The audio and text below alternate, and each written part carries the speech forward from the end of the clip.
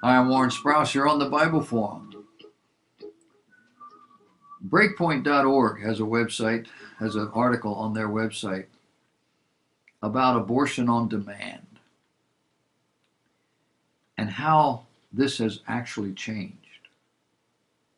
Abortion on demand, for some of you young people, became a social political reality in the early 1960s. Now, the procedure was not new. Women had received abortions for generations, hundreds, thousands of years. But at least in this country, they had never received one legally.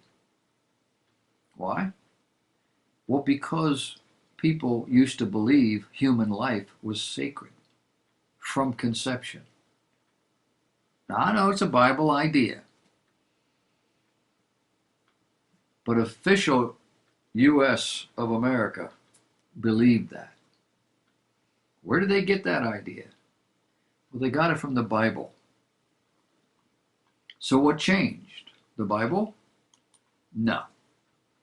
What changed was that people increasingly began rejecting the Bible. Some of you never grew up in the 1940s and 1950s like I did. In the 1950s, I was a young kid, somewhere between 10 and 18, and I know that everybody in our community and in surrounding communities pretty much lived the same way.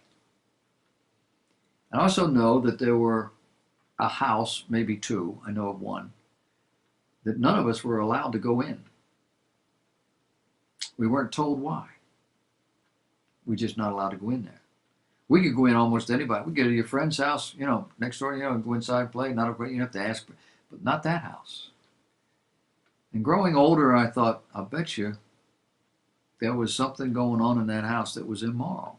And it may have been homosexuality, but it was a very minor part of the culture. But in the 1960s, abortion on demand hit the scene. And it is in the same category as homosexuality in the sense that it is religious paganism. The idea that a woman has control over her own body applies only to what happens after she surrenders her body to the process that leads to conception. She had control before that. That's where she had the control. Afterwards, she doesn't have control. Her body is taking over. And giving up that control is largely a personal choice. It's a process designed by God to propagate the species. And it doesn't take a genius to know that if a woman is having sexual intercourse, she's likely to get pregnant. There are exceptions. In the so-called old days, men were held accountable at law for what we call rape.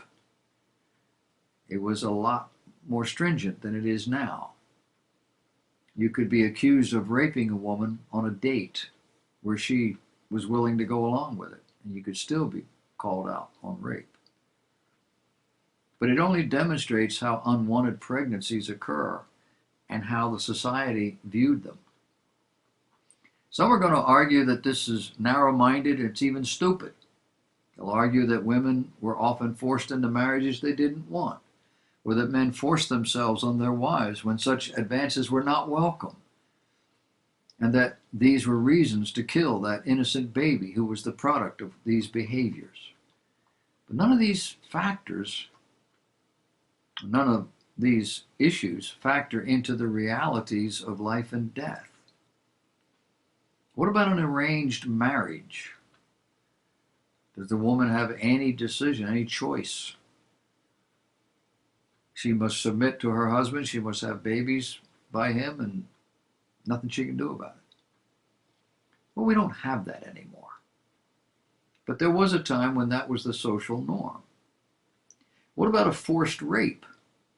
Well, there are legal remedies for that action. But by definition, abortion is the destruction of an innocent life.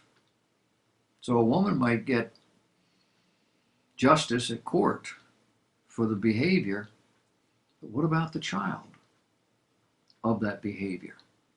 Should the child then be punished as well? The induced termination of a pregnancy with destruction of the embryo or the fetus is what we're talking about.